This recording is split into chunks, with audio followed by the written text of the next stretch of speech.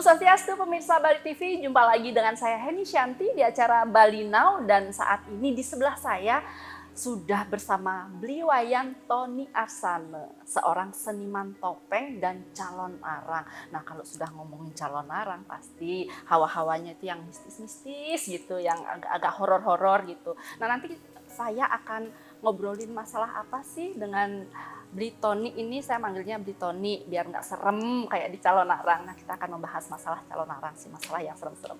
Seperti apa perbincangannya? Langsung kita sapa. Om Swastiastu. Om Swastiastu. Bli Tony, penapi gatra? Becik.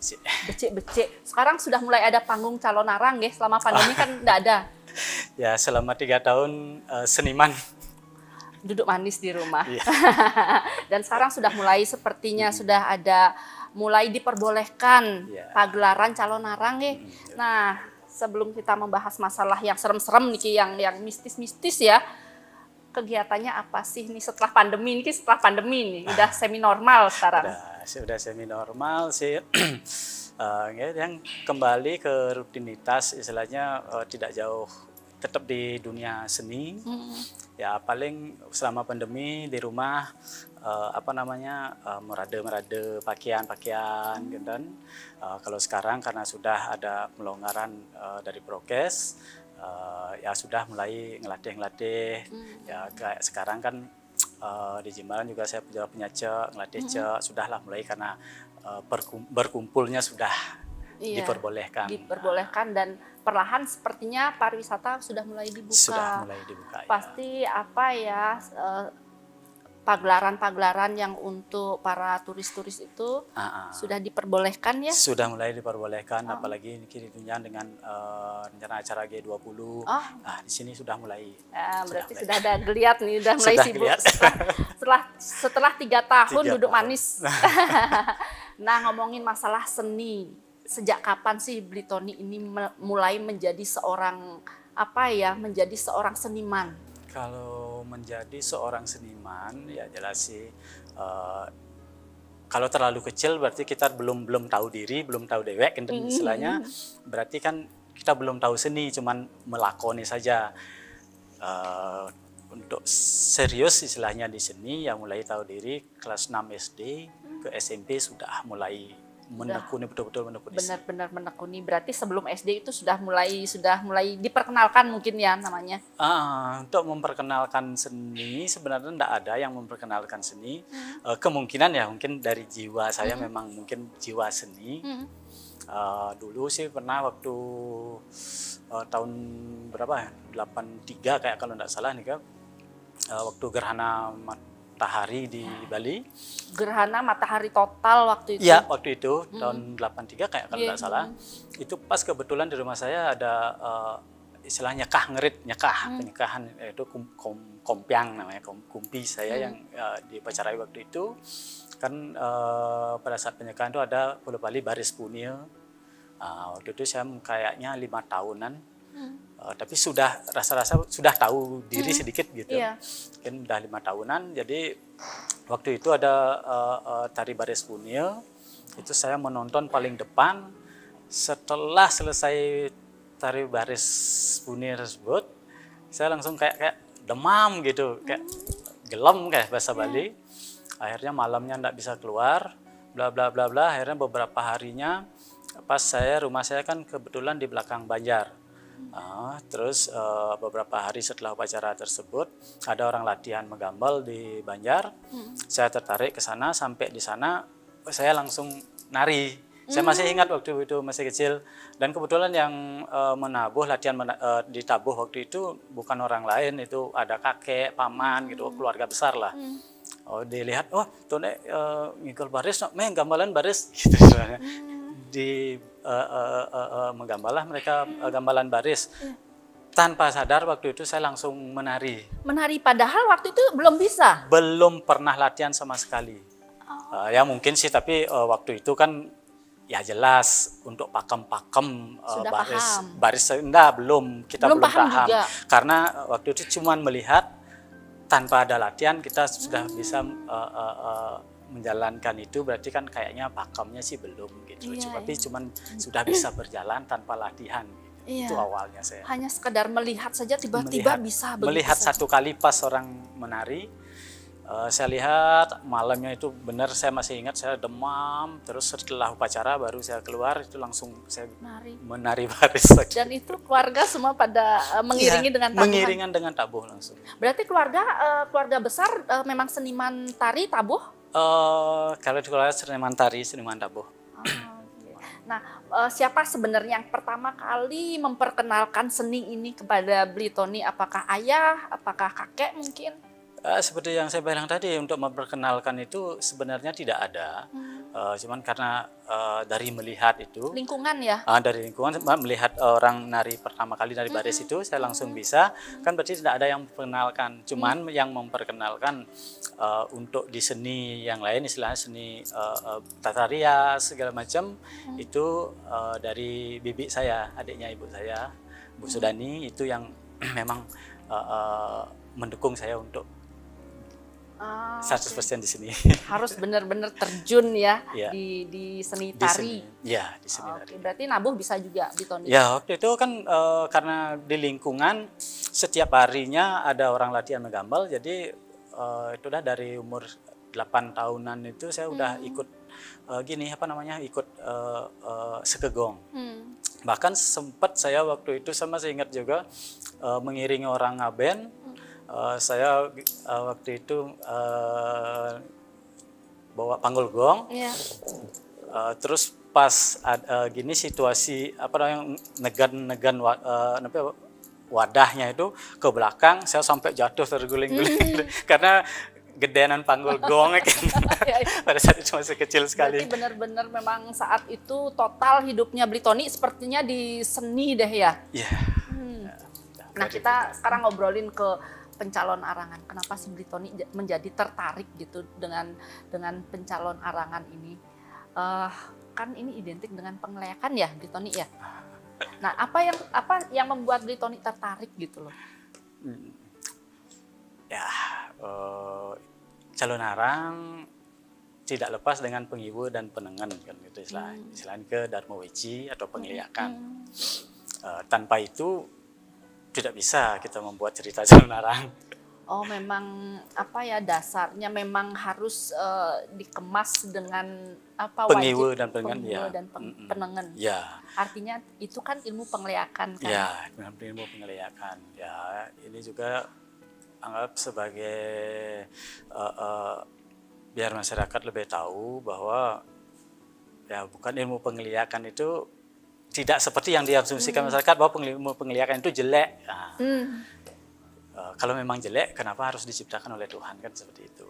Nah, jadi itu semua lagian menurut saya tanpa adanya pengiwu, istilahnya ilmu pengeliakan, Bali itu tidak akan ajak seperti sekarang. Kenapa? Kalau tidak ada ilmu pengeliakan, tidak ada yang sakit, jadi tidak ada pura dalam, jadi semua masyarakat sehat, jadi kan santai-santai saja masyarakat, tidak ada yang mau sembahyang kayak segala macam kan tidak ada. Karena ada pengiwu lah masyarakat itu ya istilahnya bisa beriatnya, membuat upacara kan dasarnya dari sana. Di keduanya pengiwu dan penengen ini sama-sama seperti gunung, sama-sama nyujur yang di atas, nyujur Sunya Loka. Berarti dari kiri pun kita naik, dari kanan pun kita naik di puncak gunung tersebut, jatuhnya akan di puncak. Intinya jatuh ke titik nol. Tujuannya satu. Satu, nyembah yang di atas. Tidak ada pengiwu yang tidak nyembah. Bahkan pengiwu-pengiwu itu kan kebanyakan dari dasar-dasarin pengiwu kan kita harus rajin sembahyang juga. Jangan salah.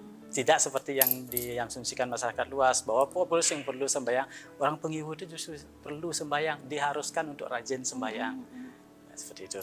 Kembali ke pertanyaan, maaf agak melenceng dikit. Iya, nggak apa-apa. Jadi apa sih yang membuat Bli Tony ini tertarik sekali mengenal pencalon arangan?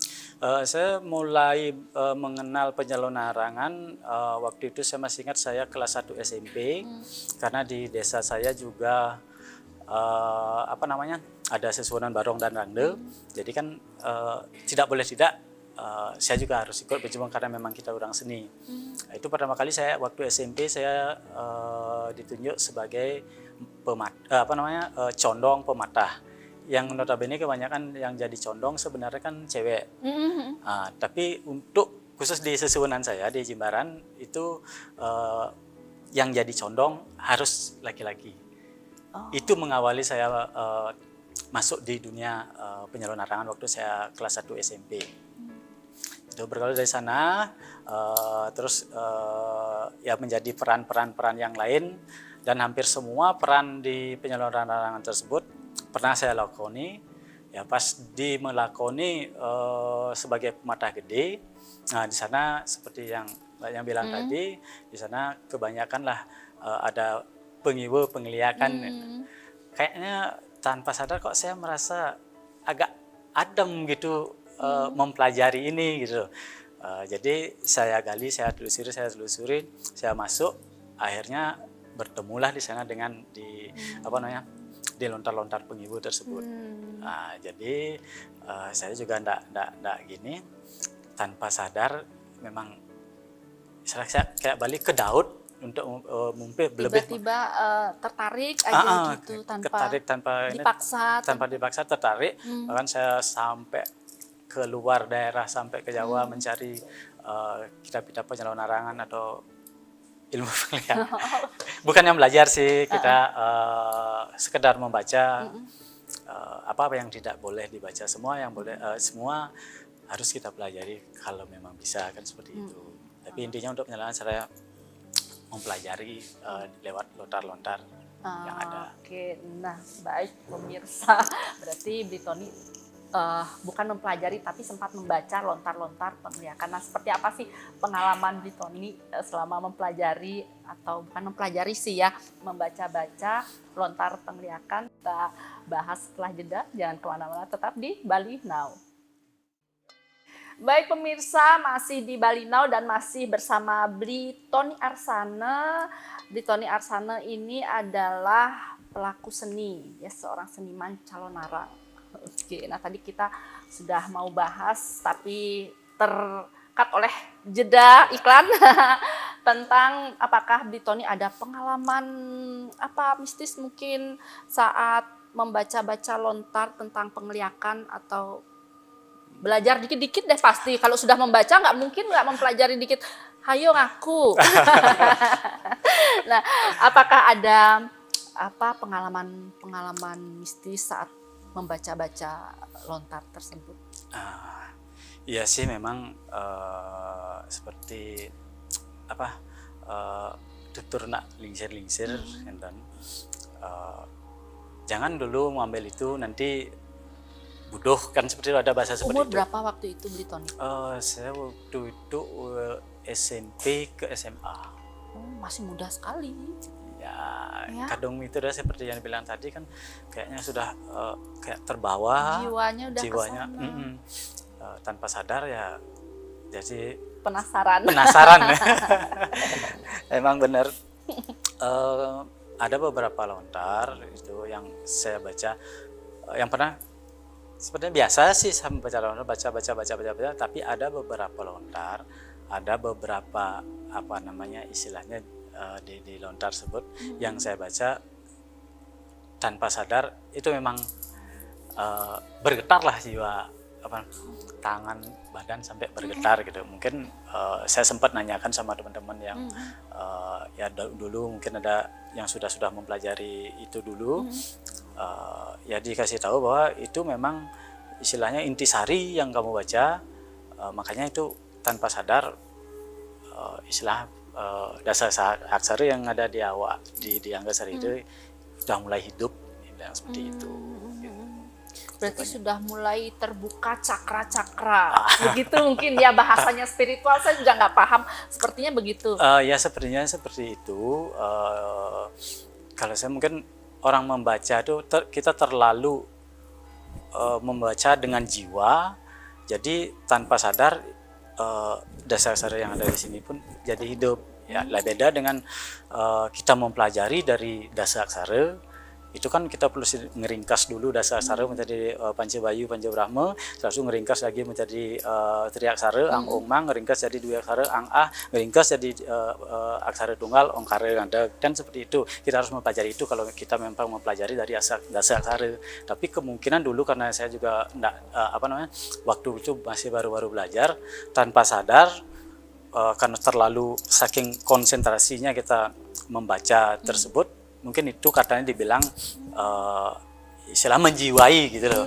Nah, terlalu menjiwai kita membaca suatu buku tersebut, jadi itu hidup gitu. Hidup apa? Jadinya pengawak lagi gitu istilahnya. Gitu. Apa waktu itu ada apa syarat-syarat khusus? Enggak ada. Enggak pokoknya ada. Mempelajari, ada yang membimbing waktu Iya, ada yang membimbing.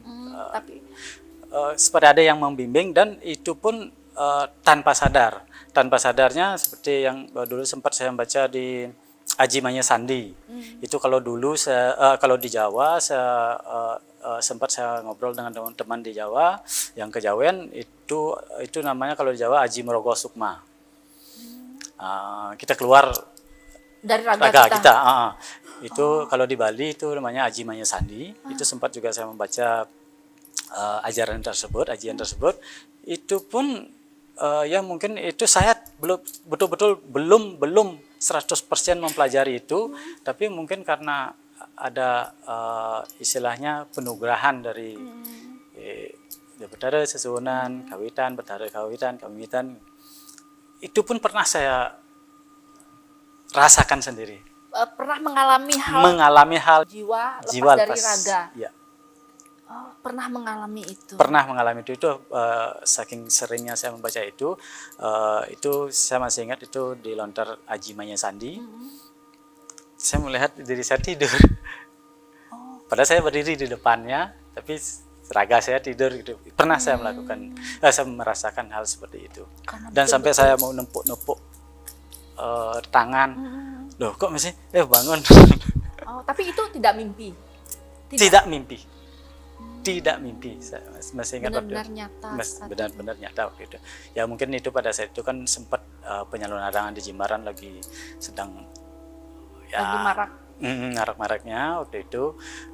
Jadi mungkin ya kayak yang dibilang sama tetua-tua, saya kan cuma minta tertimbang juga sama pengelisir-pengelisir, kok saya seperti ini. Pas memang sih kebetulan waktu itu saya habis nyalonarang di Pecatu, ngiring sesuwunan saya yang di Jimbaran, nyalonarang di Pecatu, ya itu udah dikasih tahu sama pengelisir, ya kamu hati-hati aja, soalnya situasinya memang udah nggak enak. Terus besoknya saya membaca itu kok bisa seperti ini, dan setelah itu sampai ada beberapa orang yang mencari saya di luar rumah. Waktu itu ya itu dah saya ambil tongkat, saya sampai namanya seperti di Bali mesiat di kepetangan seperti itu. Sampai seperti itu ya. Gitu. Serem juga ya. Tapi menarik juga. Ternyata begitu di usia yang begitu muda, Bli Tony udah mampu membaca lontar-lontar yang itu kan lontar yang nggak sembarangan kan, banyak lontar. Nah ini lontar ilmu penglihakan kan harus dengan keberanian yang luar biasa waktu itu. Tapi Bli Tony benar-benar ya memang sih pertama kali membuka yang namanya lontar penglihakan saya betul-betul takut waktu itu. Tapi setelah satu kali membaca justru di sini makin penasaran. Setelah dibaca loh kok tidak apa-apa. Nah, makanya dari sana juga saya berpikir, sebenarnya ini enggak ada apa-apanya sih, cuman mungkin kita dibatasi sama orang tua biar enggak nanti ini disalahgunakan seperti itu. Menurut asumsi saya seperti itu, biar enggak kalau memang hal-hal seperti itu, ajaran seperti itu disalahgunakan kan merugikan masyarakat luas juga. Iya gitu. betul, karena kan kita mempelajari sesuatu, kalau kita membawanya ke hal yang baik, baiklah jadinya. Gitu. Kalau menjadi hal yang buruk kita terapkan, ya buruklah jadinya. Ya seperti yang Mbaknya bilang tadi, dekat dengan ilmu penglihakan. Ilmu penglihakan kan disebut Dharma Weci. Kalau ilmu pendengaran kan disebut Dharma Sadu. Sama-sama ane Dharmanya. Semua punya Dharma. Berarti kan kalau memang Dharma Weci itu salah, kan kenapa tidak dihapuskan saja? karena dharma weci, dharma sadu, sama-sama punya dharma, maka semua sama-sama nyujur di titik nol, titik siwa. Berarti memang itu harus ada dua-duanya ya, pengiwa, Dan penengan. pengiwa, penengan. Itu ya. memang harus ada, Memang tidak boleh harus dihapus. Tidak boleh dihapus. Kalau memang mau dihapus, mbaknya coba dipotong tangannya yang kiri, bagaimana? Kan cacat. Iya, nggak seimbang, nggak balance. Nggak balance. Ya, intinya kan kita hidup kita untuk apa? Kan keseimbangan. Biar seimbang antara spiritual dengan pekerjaan segala macam, biar seimbang kan itu intinya. Oh gitu. Makanya di seke-seke barong pun kan kebanyakan kita memakai kampuh saput poleng kan seperti Iya, itu apa itu? Itu kan juga mencerminkan bahwa keseimbangan itulah yang sebenarnya harus kita jalankan. Ruo binede. Ruo binede. Seperti contohnya, Mbak lihat sekarang berapa sentimeter kotak putihnya, sekian sentimeter pun kotak hitamnya. Berarti itu memang harus keseimbangan. Harus sama. Harus sama. Oh gitu. Berarti itu maknanya ya. Keseimbangan itu perlu hitam putih, ruo binede. Berarti pengiwa, penengan ya harus sama-sama berjalan. Harus sama-sama berjalan. Sesuai dengan realnya masing-masing. Iya. Berarti yang ini tugas sebagai apa, yang ini bertugas sebagai apa, tapi tujuannya tetap satu.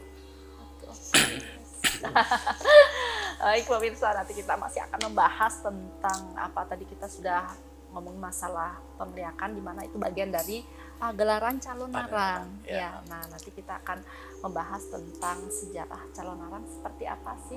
Tapi setelah jeda, jangan kemana-mana, tetap di Bali Now. Terima kasih pemirsa Bali Now masih setia menyaksikan Bali Now yang lagi membahas tentang calon narang. Wah, ini calon narang ini menarik sekali karena di Bali kan setiap apa biasanya pagelarannya dilaksanakan? Kalau pagelaran calon narang Kajang Klion? Oke, Kajang Klion, tapi kan dilaksanakannya tidak mengenal waktu itu. Tapi kebanyakan sih di Kajang Klion ataukah pada saat Puja Wali Dewa Batara ataukah pada saat setelah Pelaspas Masupati. Gitu. Berarti hari-hari tertentu nggak bisa bebas seperti cak gitu kan bebas. Oh ya. Kapanpun. Kalau calon narang nggak bisa dong. Nggak bisa. Itu kan ada prosesinya maksudnya. Contohnya setelah Melaspas Masupati, berarti itu nanti ada prosesi untuk penyalon narangan. Pagelaran calon narang setelah itu apa istilahnya setelah upacara itu. Setelah upacara. Gongnya itu calon narang. Gongnya maksudnya setelah prosesi apa ya upacara gitu. Prosesi upacara tersebut selesai calon narang. Tapi ada saya lihat di beberapa daerah ada yang dibikin setiap Puja Wali. Puja Wali Dewa Batara di pura tersebut malamnya diadakan calon narangan. Gitu. Tapi tetap pada saat-saat waktu-waktu tertentu. Tidak boleh sembarangan. Tidak boleh sembarangan. Oke, nah sebenarnya sejarah calon narang itu seperti apa sih, Blitoni? Kita pengen tahu nih karena sering kita nonton calon narang, tetapi tidak tahu sejarah awalnya seperti apa sih kok itu terus sampai sekarang budaya itu masih dilaksanakan. Sebenarnya kalau di sejarah calon narang tidak kayak dulu. Kalau dulu mungkin karena keterbatasan daripada buku-buku, akhirnya pencalonan narangan sudah rutinitas dilakukan. Akhirnya biar membuat pembaharuan, bagaimana caranya ya kita istilah bumbui sedikit cerita calon narang tersebut kan seperti itu. Tapi kalau sekarang sudah sih saya lihat sudah hampir sama, hampir mirip. Istilahnya yang disebut kutus rarung ya sudah sesuai dengan cerita asli di Jawa bahwa di pengembalian penglamar Dyah Ratna Mangali oleh Prabu Erlangga kan seperti itu. Kalau dulunya bahkan ada sempat mungkin waktu saya masih baru-baru ikut di penyalon narangan, mungkin tetua-tetua kita dahulu membuat cerita calon narang, dibilang bahwa Prabu Erlangga sudah menikah dengan Ratna Mangali. Pernah saya melakukan seperti itu, waktu masih cuman jadi pelaku saja. Setelah saya mulai melatih, di sana saya mulai, ternyata dulu karena keterbatasan daripada buku-buku, dibuatlah seperti ini biar ada pembaharuan. dan biar dikembangkan. Nah, padahal kalau memang kita mau mengembangkan sampai kita membuat bahwa Prabu Erlangga dengan Dyah Ratna Manggali sempat menikah, itu kan sebenarnya sudah salah. Kita sudah membelokkan cerita aslinya ya. Yang ada kan mau dilamar tapi belum pengelamar itu belum berjalan, baru sebatas bahasa wacana akan dilamar. Setelah akan dilamar, Prabu Erlangga membuat istilahnya paruman di sana yang dihadiri Pade Madri, Maling Saji, Maling Kaot, Rikana Kanuruhan, yang itu menghadiri rapat pada saat mau melamar Dyah Ratna Manggali. Akhirnya Patih-patih ini tidak setuju. Kenapa tidak setuju? Ya karena Dyah Ratna Manggali, ibu dari Dyah Ratna Manggali terkenal ngelaran pengliakan. Jadi kalau raja mertuanya seorang pendukun pengliakan, jadi bagaimana negara ini bisa aman? Iya. Mungkin seperti itulah asumsi. Iya, karena dulu mungkin dipikirnya ilmu pengliakan itu adalah ilmu yang jahat gitu. Ilmu yang jahat. Gimana itu? Apakah betul sebetulnya? Menurut saya tidak juga. Kalau dibilang jahat, itu kan berupa ilmu, berupa gegelaran. Masa gegelaran yang jahat? Tidak ada gegelaran yang jahat. Gegelaran yang ada, semua gegelaran itu, kembali cerita yang tadi, menyujur di titik nol. Semua gegelaran seperti itu. Cuman per individu yang menjalankan itu, makanya petuah penglisir itu kan ada yang malu nyemak tuh nyanan pangsing budoh. Budoh dalam artian apa? Budoh dalam artian karena kita jiwa belum pas untuk mempelajari itu, jadi agak goyah. Jadi kita menjalankan ajaran itu tidak semestinya. Hanya gedag kan timpal. Nah, seperti itu. Kan itu biarpun ajaran penengan pun kalau memang jiwa kita belum stabil, itu pun akan bisa jadi pengiwu. Jadi memang benar-benar harus siap kita mempelajari sebuah ilmu itu, siap secara mental mungkin, kita sudah matang baru benar-benar bisa membawa ilmu itu dengan baik. Gitu mungkin ya. Jadi kembali ke pencalonan larangan, kebanyakan yang diketahui di masyarakat sekarang bahwa ya Walunate itu adalah Rarung itu adalah abdi daripada Walunate, kan seperti itu, bahwa Walunate mempunyai pengliakan tumpeng sia, sedangkan Rarung mendapat pengliakan tumpeng pitu, kan seperti itu. Cikal bakal daripada itu sebenarnya Walunate itu pernah dikalahkan oleh Nirarung. Yang saya rasa ini sedikit lah yang tahu ini, bahwa Rangde itu pernah dikalahkan oleh Rarung pada saat bagaimana, kan seperti itu, jauh sebelum Nirarung Walunate menjadi Walunate, disingguh ke Walunate, Walu, Balu, Nate, Raja Ing Dirah, Walunate Ing Dirah, Balu dari desa Dirah, kan seperti itu. Sebelum itu pada saat bergelar Tanting Mas dan Nirarung, nama aslinya adalah Madu Segara. Nah, pada saat itu Nirarung diberikan penugaran oleh Sang Hyang Birawi karena suaminya diteluh sama ya Walunate ini, Tanting Masnya ini diteluh. Akhirnya suaminya Madu Segara ini meninggal, dikubur nggak mau pulang si Madu Segara ini. Rarung nggak mau pulang, tetap di kuburan siang malam sampai 1 bulan 7 hari. Akhirnya Sang Dwi Pemun istilahnya, Sang Hyang Birawi Tedun memberikan penugerahan kepada Nirarung pengliakan tumpeng solas itu dulunya. Akhirnya ada pertempuran antara Madu Segara dengan Walunate yang pada saat itu bernama Tanting Mas. Akhirnya kalahlah Tanting Mas. Bagi itu sempat dikalahkan sebenarnya. Tapi setelah beriringnya waktu, diajak kembali si Madu Segara ke Pura Dalam. Akhirnya dicopot pengliakannya lagi 4 tingkat. Akhirnya dibuang ke laut. Ya menurut saya bicara menurut lontar yang pernah saya baca, dibuang ke laut kampeh di pasih sanur itu memang kelihatan deh. Iya, iya. Itu kan dulu kan calon arang tuh dari Kediri ya, Kediri, Jawa Timur. Oh gitu, berarti memang itu apa ilmunya atau apanya mungkin yang dibuang ke laut? Ya, ke laut. Akhirnya kapihnya ke Sanur. Ke Pantai Sanur itu memang saya baca. Berarti tempat yang pertama kali disinggahi itu iya. Sanur. Sanur. Seseram itu pulau daerah Sanur ya. Iya. Berarti di pesisir Sanur. Di pesisir ya.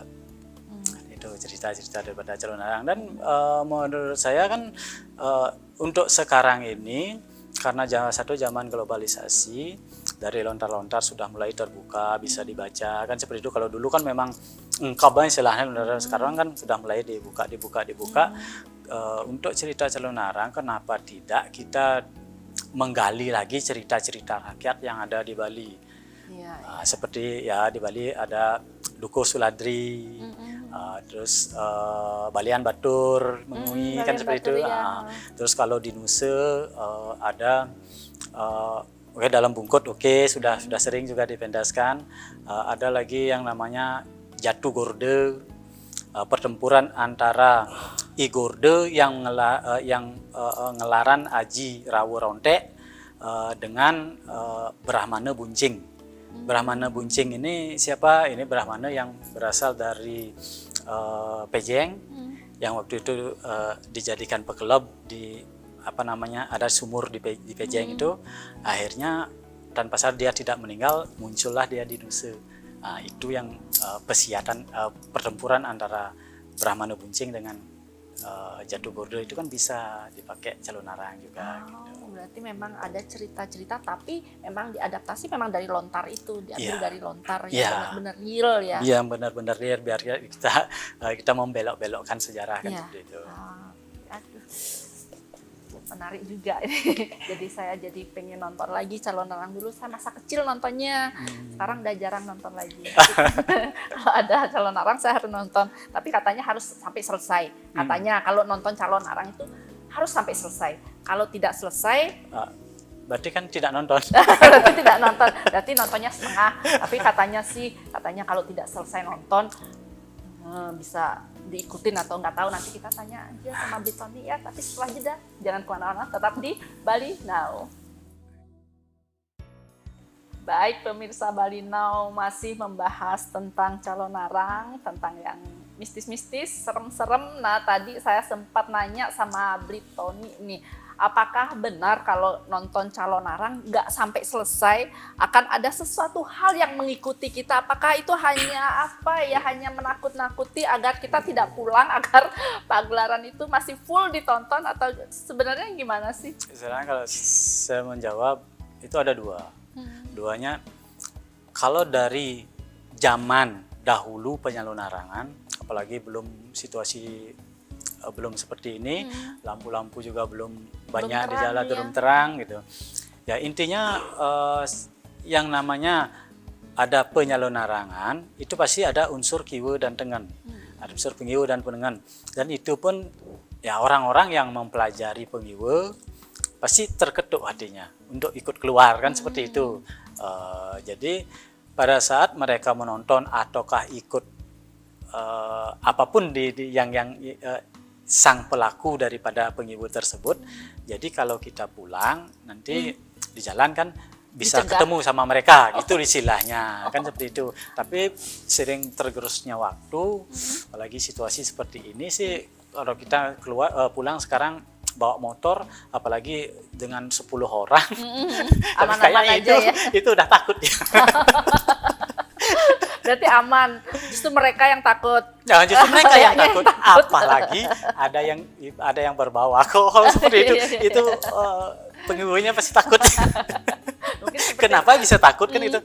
Karena orang yang setengah sadar itu kadang-kadang kan emosinya keluar. Jadi pas melihat sesuatu yang berbeda, jadi bisa ambil batu lempar. Nah, kan seperti itu. Iya. Yang ditakuti seperti itu. Logik juga sih. Ya, betul-betul. Karena dulu memang belum ada lampu penerangan jalan, belum seperti sekarang gelap gitu. Gelap, jadi ya bener juga sih. Jadi aman-aman aja kalau nonton, nggak sampai selesai. Tapi bagusnya sampai selesai, benar-benar sampai kita selesai. lengkap nontonnya. Ah. Nah, setiap pagelaran calon arang itu kan, apakah selalu ada wewatangan? Watangan ya. Kenapa selalu ada begitu? Selalu ada, tapi tidak harus. Oh, Kan seperti itu. tidak harus. Tidak harus. Karena itu kembali ke penugaran daripada sesuonan. Penugaran daripada sesuonan yang saya lihat, sesuonan ada yang penugaran daripada di pengerehannya di mana, di setre gitu istilahnya. Itu penugaran kiwetengan istilahnya di sana kebanyakan pakai watangan. Tapi yang penugaran daripada pura kan dan istilahnya dan mereka tidak melakukan prosesi ngerehan di setre, cuman melakukan proses pasopati, melepas pasopati di pura tersebut, kemudian melakukan istilahnya ngastawe di pura tersebut. Jadi itu biasanya tidak memakai watangan, tapi ada juga yang memakai. Makanya saya bilang itu tidak harus, tapi bisa memakai, bisa tidak, kan seperti itu. Kalau tahapan-tahapannya tuh seperti apa sih untuk pagelaran calon arang? Untuk pergelaran calon arang, tahapan ya seperti nangon yadnya di Bali lah. Istilahnya nangon yadnya, pertama ngerincian yadnya, kan sudah ngerincian yadnya. Setelah itu nunasan dan alisir, kan seperti itu. Kalau prosesi daripada penyalon arang ya tidak jauh beda itu. Kalau kita memang fix udah nyalon arang, mau pejati dulu, mau melakukan penyalon arangan, kan seperti itu, oke, lanjut. Cuman yang prosesi daripada watangan yang ya agak ada prosesi beda lah sedikit kan seperti itu. Kalau prosesi ngelaran calon arang ya tinggal matur nuning aja, selesai kan seperti itu. Selesai dalam artian sudah mulai bisa kita latihan calon arang bla bla bla bla bla, nyari hari baik kan itu. Yang prosesi daripada watangan yang ada beda sedikit gitu. Istilahnya kalau prosesi watangan memang sih itu jadi pergina paling gampang. Kita tinggal tidur udah selesai bangun. Tapi ngeri juga. Takutnya nggak bangun-bangun. Setelah tidur nggak bangun-bangun. Itu yang menakutkan sebetulnya. Ya. Tapi ada kejadian yang seperti itu nggak setelah ini? Nggak ya, aman? Ada beberapa, tapi ya bisa kembali lah. Oh, karena katanya disengker. Disengker ya. Disengker dan itu pun kalau saya memang menjalankan prosesi nyalon arang, maksudnya dicari menjalin untuk melatih, mungkin kayak di waktu ini di Sakah, di Banjar Sakah, langsung dengan watangan, untuk prosesi watangan saya yang menjalankan itu. Ya karena saya berpikir di atas langit masih ada langit, dengan kekuatan kita kita membuat puja wali untuk hidup betara, kenapa mesti kita yang jungkir balik untuk megang watang, nyengkar watangan. Kita serahkan aja ke beliau, asalkan dengan prosesi, kan seperti itu. Yang pentingnya kan prosesi. Iya. Oke, jadi begitu ya. Nah, sekarang kita bahas masalah calon arang. Apakah betul calon arang itu artinya yang sekarang banyak di masyarakat kan calon arang? Sebenarnya gimana sih, Britoni? Ya, calon arang bakalan daripada arang karena jadi abu, kan seperti itu. Jadi abu pada saat pertempuran dengan Empu Bradah. Setelah menjadi abu pertama kali, jantungnya jatuh ke laut, akhirnya ada kaki perang. Kembali ke cerita juga nih. Iya, kembali ke cerita. Ada cerita, ada kaki perang, hatinya itu jatuh di atas kaki perang, moncong kaki perang. Kaki hiu. Ikan hiu, ya. Hiu, kaki perang itu yang ikan hiu yang ada moncongnya ke depan, yang ada taring-taringnya. Nah, itu juga di lontar penyerang yang saya dapatkan ya. Jadi cerita lontar. Jatuh di moncong kaki perang, akhirnya diangkat oleh kaki perang tersebut sampai menyentuh daratan. Itu kan memang abunya kalau memang menyentuh daratan dia akan kembali lagi menjadi manusia, kan seperti itu. Makanya Empu Bradah sampai berkali-kali membunuh. Setelah menjadi arang, Hatinya itu jatuh di kaki perang, akhirnya diangkat. Setelah itu hidup kembali, sehat kembali. Kalau tidak salah itu sempat saya baca 5 kali dia meninggal. Makanya dia ada pemastunya untuk kaki perang tersebut. Wahai kaki perang, dimanapun nanti kamu berada, karena kamu sudah menghidupkan aku kembali, sahananing aning dipadewekan gitu. Apapun yang ada di pengawaknya, di kaki perang tersebut, yang membawa itu sononya kayak calit taring, membawa kaki perang tersebut, sahananing liak desti mapan mimil ratu ning liak, sahananing liak desti unang nambah hari gitu. Itu bahasa di calon arang. Lontar ya. Kalau itu kan calon arangnya, calon menjadi arang. Tapi menurut yang saya baca juga di lontar kan calon arang, ce-nya ngaran celantik itu adalah kerongkongan. Ce, lo, lambe, ne, bibir, lihat di dalam ini bibir, harang, pingit. Nah, artinya dibongkol lidahnya kekuatan daripada calon arang tersebut. Makanya untuk membunuh calon arang, inilah yang harus dibunuh duluan. Ini dilebur, baru bisa membunuh calon arang. Seperti itu. Karena pusat ilmunya Pusat ilmunya ada di sana. Kalau kekuatan daripada pemasopatian, di samping di sini sebagai cerita calon arang, kekuatan pemasopatian ada di lidah dan di netra.